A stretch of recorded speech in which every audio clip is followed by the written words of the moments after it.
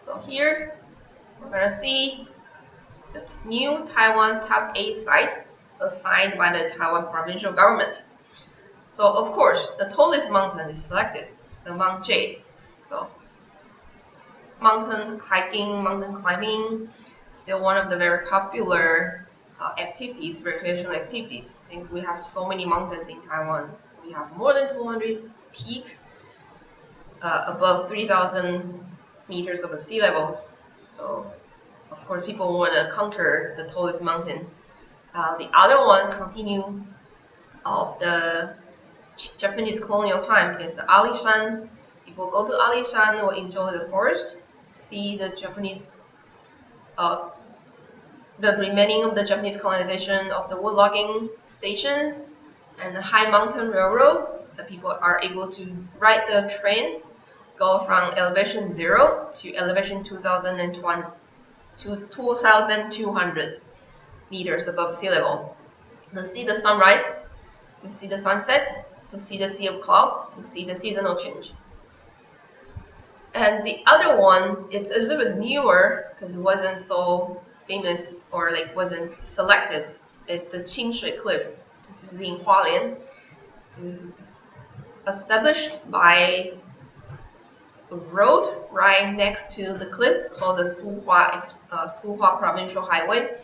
But this road is already developed, excavated during the colonial time, and start to have the travel by the bus or by car.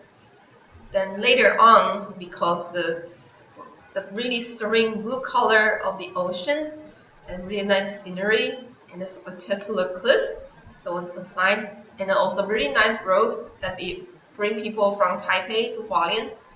So this is also assigned by the government, become one of the top 8 sites.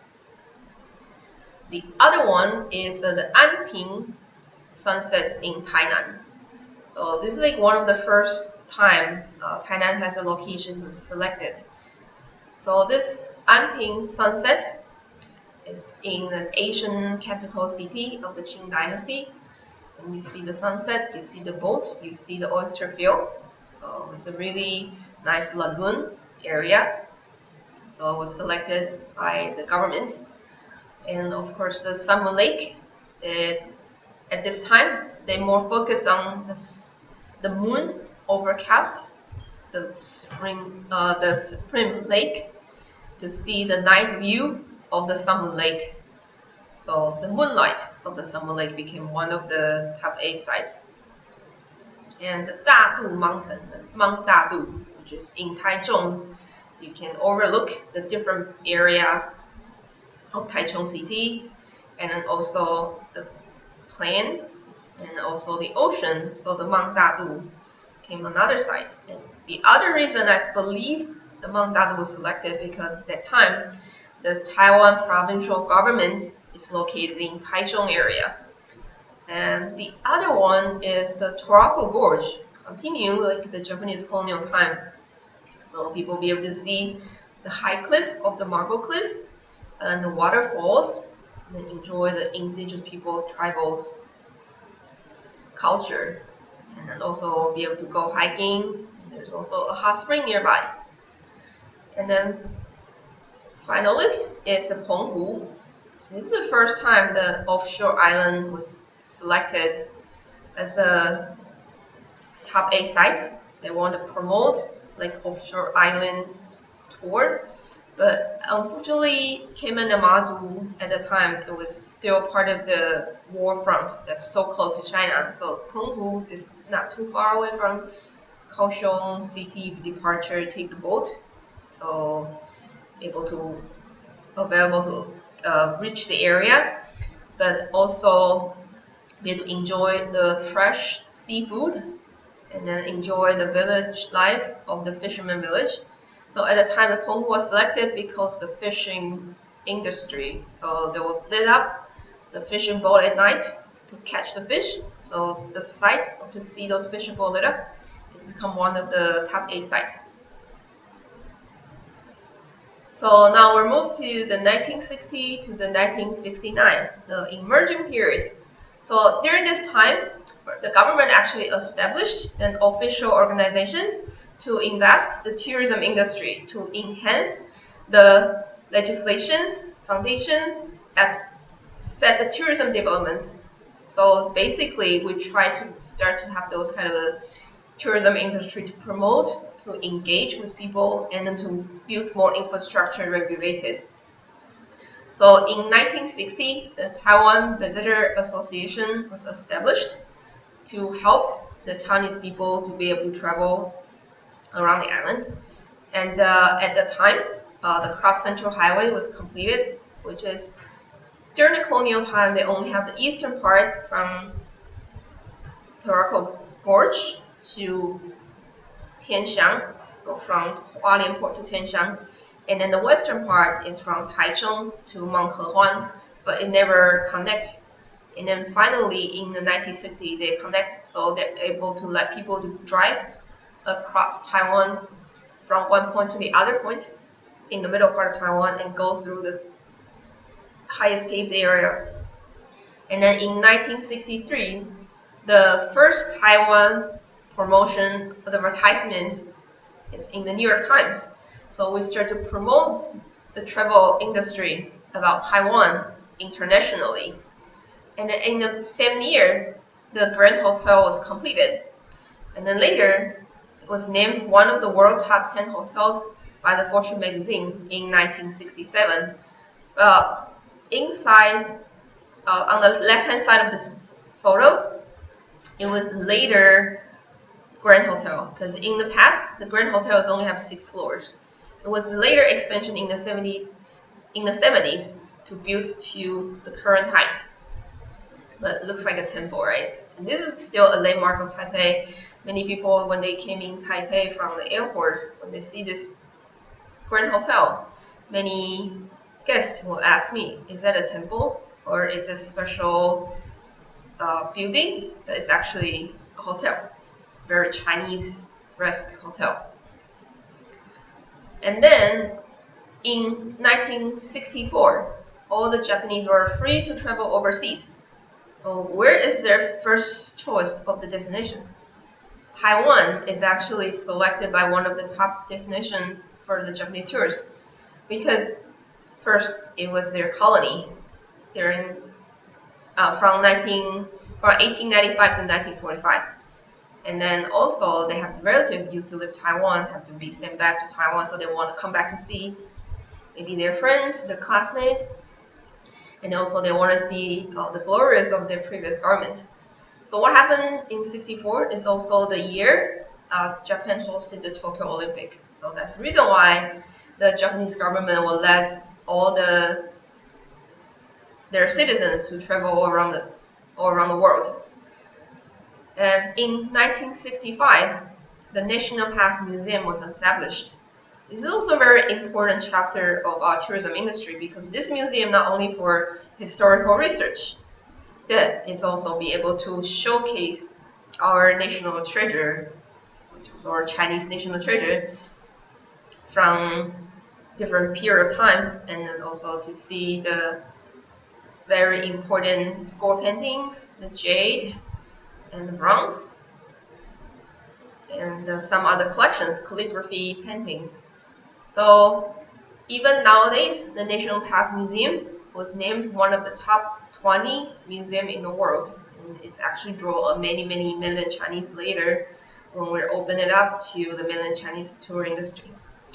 And the other very important time for the international traveler in between in the 60s is 1965, because at that time it's not a good time for the Americans because they joined the ground war of Vietnam War, so they have to send many troops to Vietnam.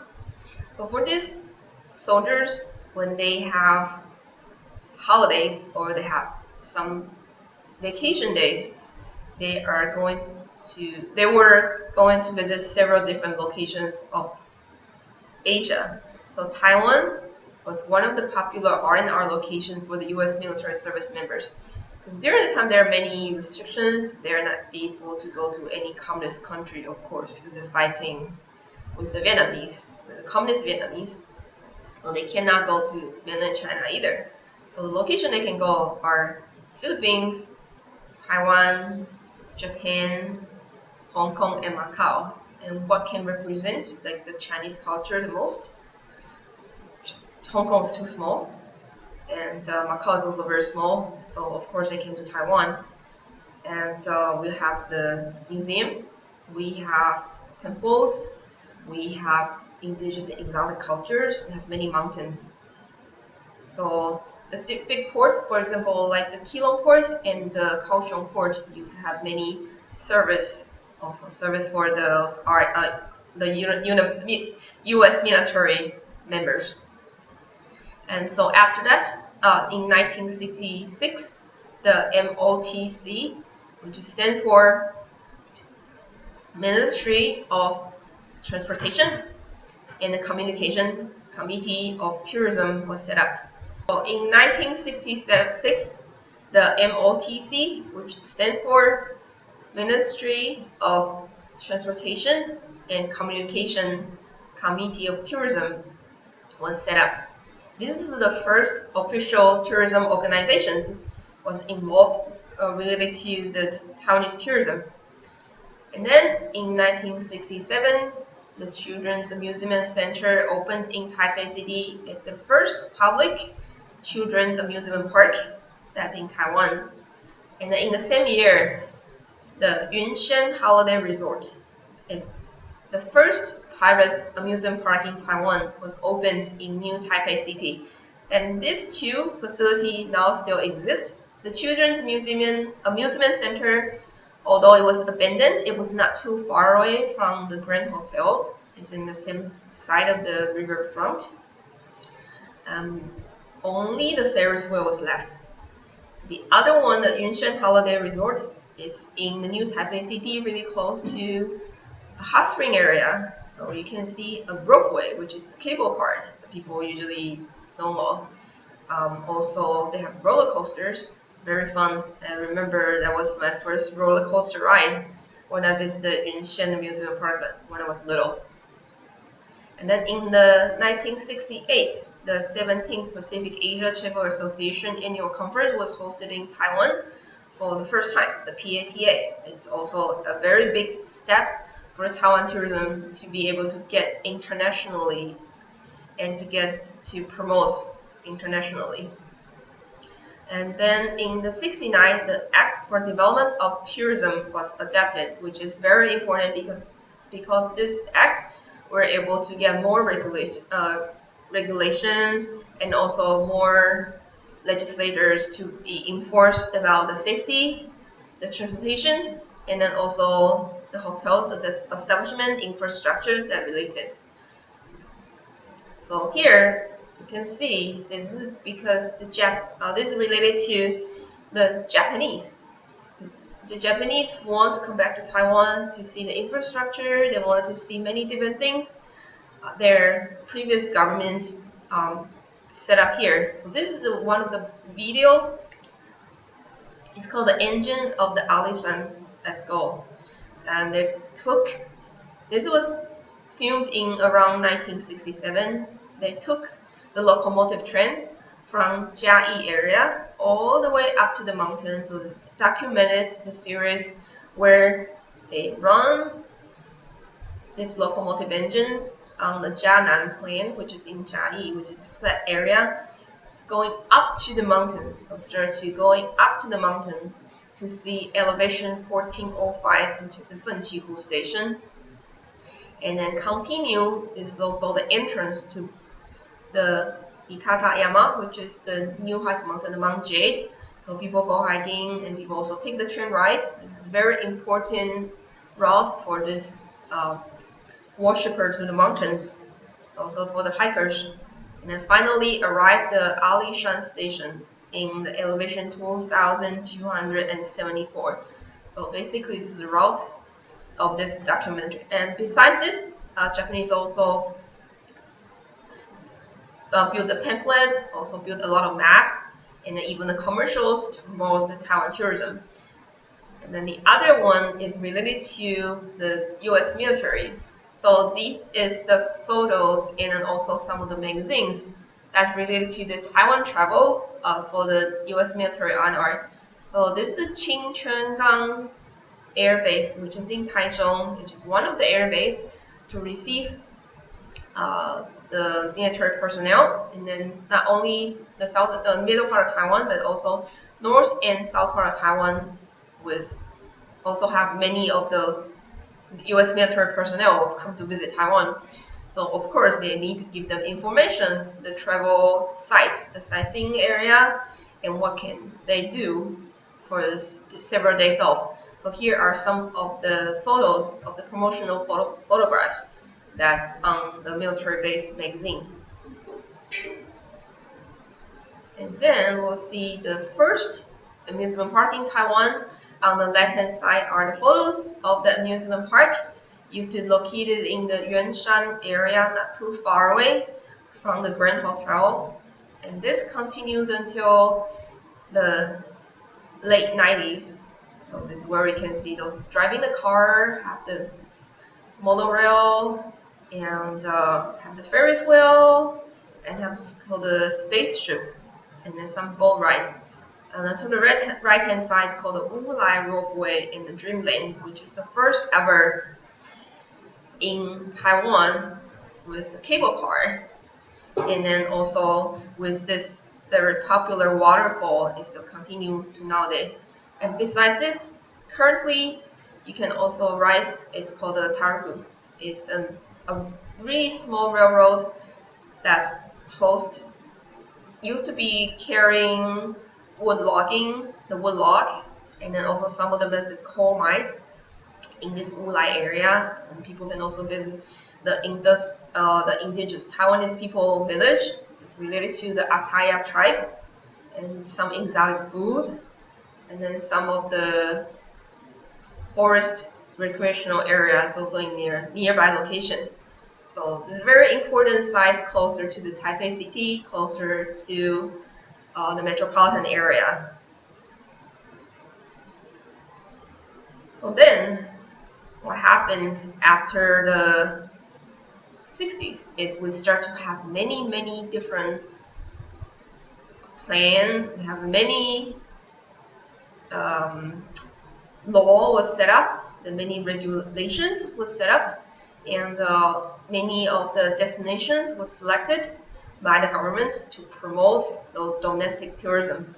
So that's when the first time our Taiwan Tourism Bureau has a logo, which is using from 1971 to 1985. It's the pagoda. It's a Summer Lake Pagoda called the Ci'en Pagoda, located in Summer Lake. And there's in thinking of travel, think of Taiwan is a slogan. So the 1970s, they set up a comprehensive tourism development plan of Taiwan. So first of all, you need to have a plan, right? And then after you have the plan, you know what's the strategies to promote, and for the domestic travelers or for the international travelers.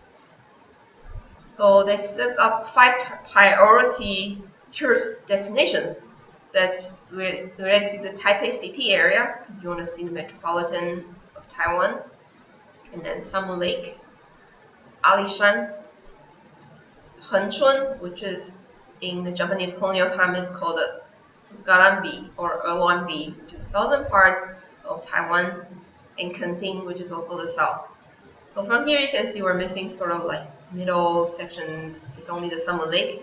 There's no Taichung, the Dadong Mountain, or some other, like Anping. It's no longer in these 5 top destinations. But later on, we'll add it up back. And then this is also the first time ever we opened the overseas branch of the Taiwan Tourism Bureau. It's in San Francisco office. Because during that time, because the U.S. military personnel and then also the relationship with the United States, we start to have more of the overseas customers, and then we also know in San Francisco there are many Chinese descent. So they moved from mainland China maybe earlier time, from the late 1800s until like World War II. There are many Chinese living in San Francisco. There's San Francisco Chinatown. So the government wants to promote Taiwan as a tourist destination from United States, but for the Chinese people, for them to see Taiwan.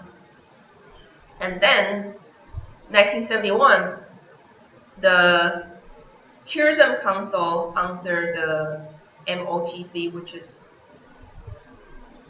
Ministry of Transportation and Communication, with the Taiwan Provincial Tourism Administration, they merged and then recognized as Tourism Bureau, Ministry of Transportation Communication. So this is actually their full name earlier. Then after a couple years, they decided to shorten it up to MOTC. And this is also 1971 is also a very important time for Taiwan, because in 71, the Republic of China was expelled from the United States. And you know who took over, right? It's the mainland Chinese, because they start to recognize, they start to fighting against the Cold War. So they allowed the mainland Chinese, and because under the One China policy, we are no longer exist in the United Nations. And then after that, in 72, Japanese start to recognize the One China policy and ended up diplomatic relations with Taiwan. But that's only above table. Under the table, the tour industry, the tourism industry, the trade, it's all continue, but just use a different name. We're still very friendly because of 50 years of the colonization. And then after that, in 1975, the hotel for domestic tourists were constructed around the scenic spot. For example, the one on this slide is the Summer Lake area. Right now, it's a youth hostel and used to be called the youth center of the Summer Lake. Was constructed, but this is not the only one. There are actually many of them in the mountains and then in some of the public resorts. And the continue for this facility became the public destinations for high school students when they have the summer camp, will go to these locations to visit. And the second part of the 70s to 79, because there's so many things happening, it's called the taking route. There's so many establishments. So in the 76, the numbers of visitors to Taiwan actually exceed 1 million. We have 1 million visitors.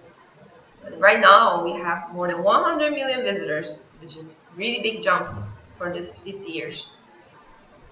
And then in 77, it's definitely the 50th days of each Lunar New Year. Remember the Lunar New Year?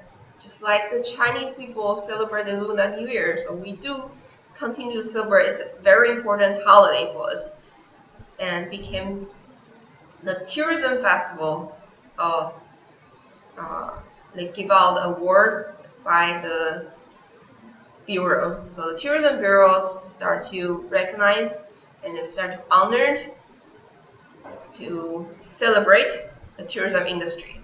So the first tourism festival award ceremony was also held this 1978. And then this is also the regulations for administration of tourism hotel enterprise was adapted. Because before that, there wasn't too many regulations related to hotels.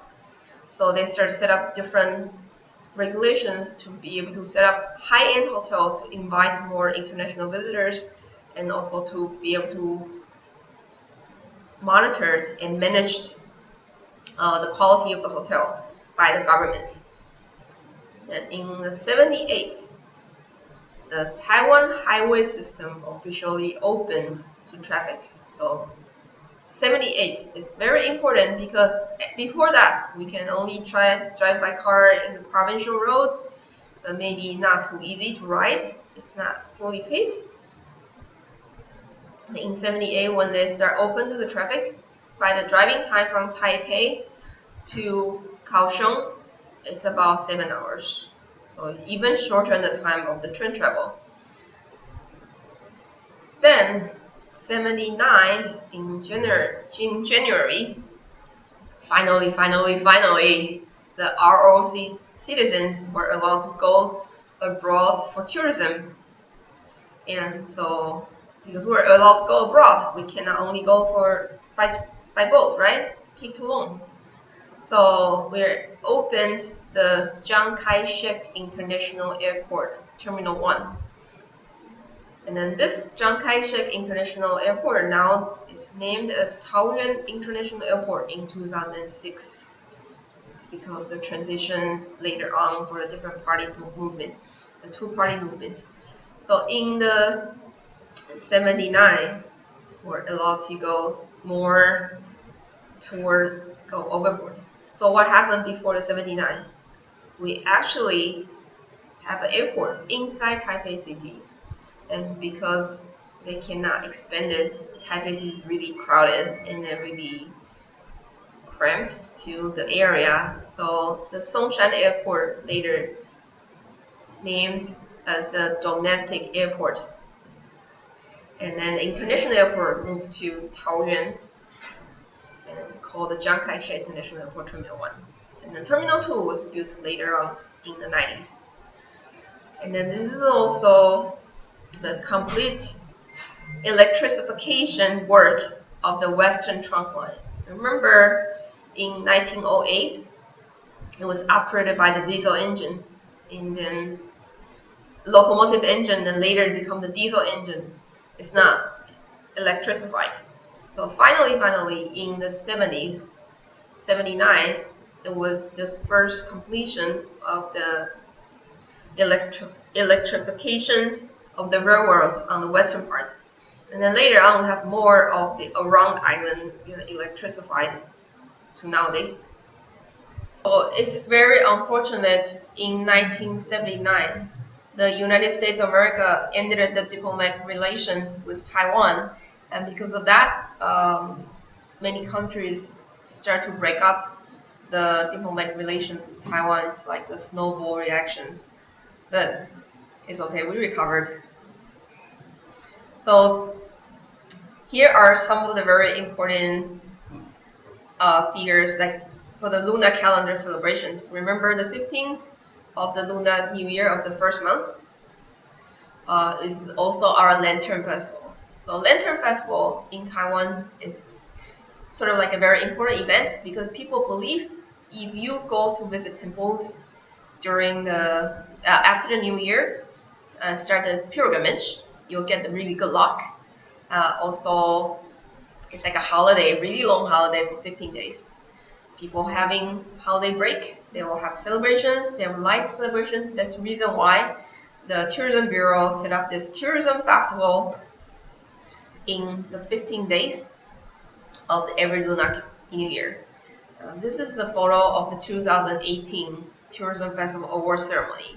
So every year we'll invite people who have the big contributions to the Taiwan tourism.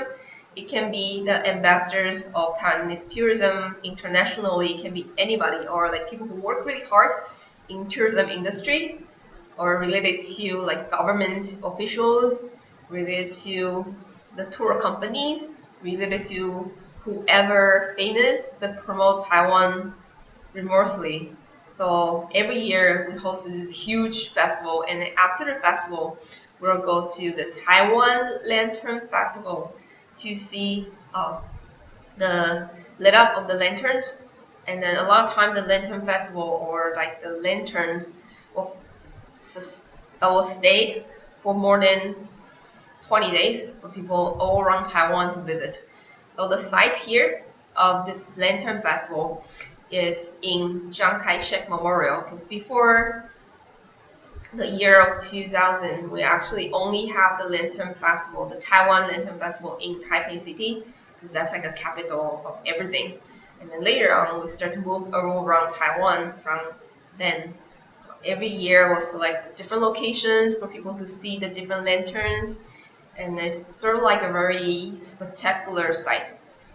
Especially like historically in Taiwan, Beigang was one of the first area that start to have those movable lanterns. So it's more like a characters. So you can see from here, it's like a puppet shows. So they will have some kind of stage with stories and then lit up with lanterns and all the puppet that can move. So it's the first electrical or like a robot, like a robotic lanterns for people to see the movable lanterns. And then, as we know, the temple pilgrimage is very important. So here I'm going to show you the clip of this kind of the religious holidays that related to the temple pilgrimage. This video clip is about a very important Mazu pilgrimage in the 70s.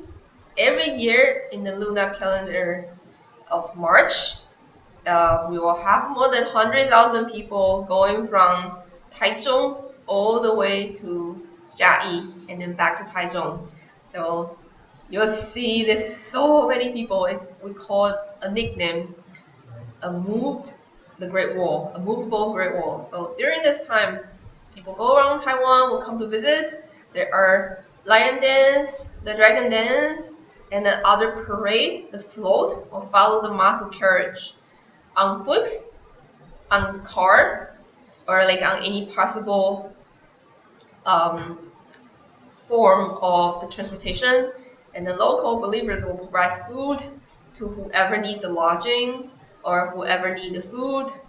Maybe free food, maybe you pay for it, to get the service from different temple to temple, and then each temple will have their chance to receive Mazu for the visit. And this usually a 9 to 10 days event, and throughout this event they will receive more than maybe 150,000 people, because some of them only participate for 1 day, some of them for 5 days, some of them for the entire route. So besides the domestic travel, the international travel is also very important. And here is a completion of our first terminal of Chiang Kai-shek Memorial Hall in the 70s. And then you can see at the time people go to the carpet directly. They don't need to. And besides the domestic pilgrimage travels, the other very important form of travel is the international travel.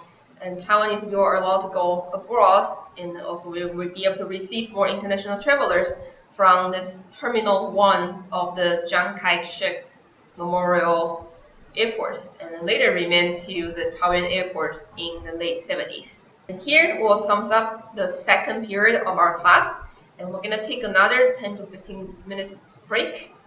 I'll come back later.